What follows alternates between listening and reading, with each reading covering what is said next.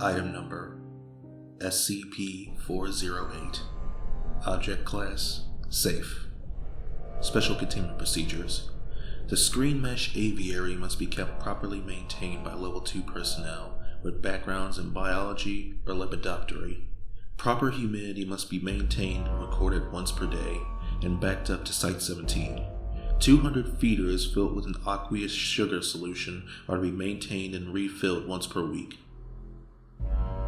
SCP-408 is a large mass of Lepidoptera, taking the appearance of zebra butterflies when not camouflaged. SCP-408 acts as a single entity at all times, speculated to be a form of hive mind communication amongst the mass. When inactive, SCP-408 will take on the color, pattern, and even texture of its immediate surroundings, making them functionally invisible. When threatened, SCP-408 has been observed to take on the form and appearance of a number of threatening creatures as a defense method, including a pride of lions, a Tyrannosaurus rex, and most notably SCP-682.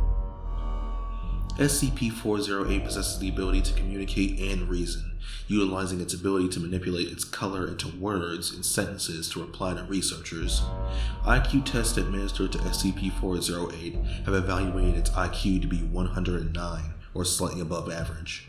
However, when a part of the swarm is isolated, lower scores have been reported, resulting in a theory that SCP-408 shares its cognitive capacity amongst the entirety of the swarm. As of SCP-408 prefers to be identified by its SCP number. SCP-408 was discovered in Brazil after reports that locals and logging teams found their maps to be frequently inaccurate regarding the size of the rainforest. After reports of animal sightings not local to either the Brazilian rainforest and some not found on Earth at all, Foundation agents began an investigation, resulting in the discovery of SCP-408. After learning it was intelligent, Dr. who accompanied the agents in the field, communicated with SCP-408 and convinced it to accompany him to Site-17, where their current habitat exists. Addendum 408-A. Regarding SCP-408's knowledge of SCP-682, an investigation is underway regarding this leak of information. Incident 408-A. Due to a failure by appropriate personnel to properly refuel 408's feeders, the swarm took it upon itself to find sustenance by its own means. Taking the appearance of several Level 1 personnel, SCP-408 convinced a passerby to open the door to the aviary, upon which they made an escape into the Site-17 facility. For the whole of the day, Site-17 personnel reported an alarming series of irregular events, ranging from color-changing walls to several dozen versions of SCP-529 walking down a hallway. Site-17 was placed on lockdown and Delta level alert when it had appeared that 90% of the containment units had been breached. Dr. Kondracki, head of research for 408, had been out on an assignment that day, and it wasn't until his return that the illusion had been revealed, and in short order, SCP-408 was returned to its aviary. Little damage was done, except to the faculty break room, which was left without proper sweeteners for the next week. It may be just sugar water, but without it, 408 is prone to mischief as we clearly saw yesterday. It's fortunate that it doesn't act maliciously, but think about others next time you slack off custodial duties. Think about yourself as well. I won't tolerate having to use sweet and low in my morning coffee for very long. Dr. Kondracki. Addendum 408-B. Recent field testing has shown that SCP-408 can act as an effective form of active invisibility when ordered to. SCP-408 was able to conceal 5 Level 2 personnel and keep them undetected throughout the facility. Tests show the concealment to operate at 99.997% efficiency and can be maintained for up to 5 hours without need for rest or recuperation. The option of lending SCP-408 to task forces for covert operations is pending approval. Addendum 408-C.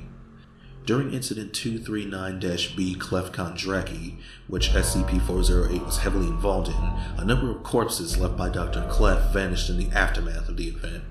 Surveillance showed that at certain times, the entire swarm of SCP-408 would descend on the body, only to leave no trace of the corpse behind. Subsequent testing shows a proportional increase in IQ, although a lack of cooperation when questioned has shed no light on this development.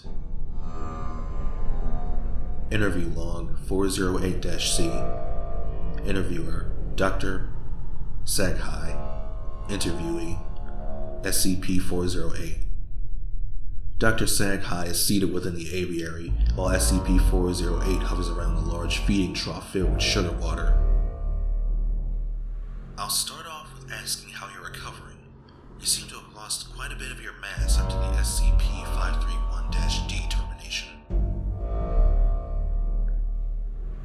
Kondraki, where?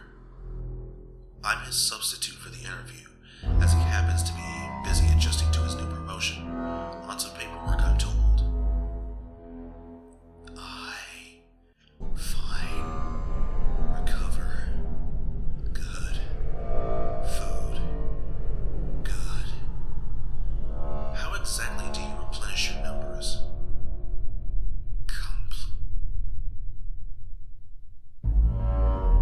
Was Dr. Kondraki the one who taught you how to speak? Yes. Teach a lot. He taught you, but do you know how to communicate with him? Don't know. Word lost in space. You lost the part that knew. Yes. I forget.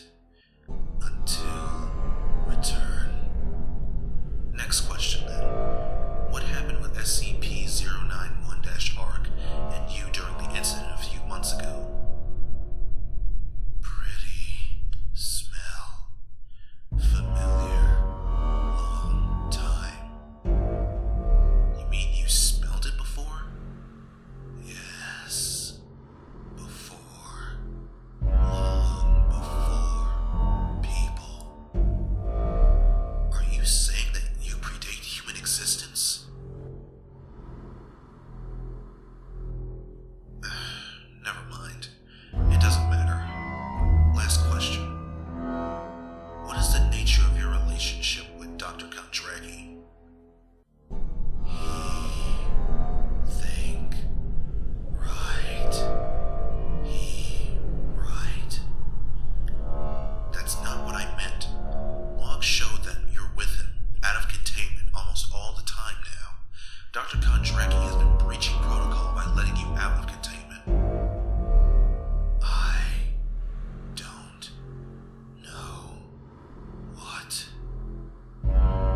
You're going to admit this to me so I can bring it before oversight. Do you know what I was doing before that schmuck snatched me up as an assistant? I was head of research for the entire subhuman safe SCP sector. Now I'm interviewing an insect. I will have him thrown out. Oversight won't let him get away with this. Are you laughing at me?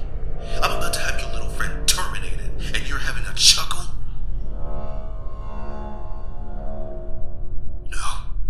No, it's not possible. I've read the logs. You can't do that. You can't do that! Dr. Saghai attempts to damage SCP-408. Guards later found Dr. Saghai huddled in a fetal position, displaying symptoms similar to post-traumatic stress syndrome.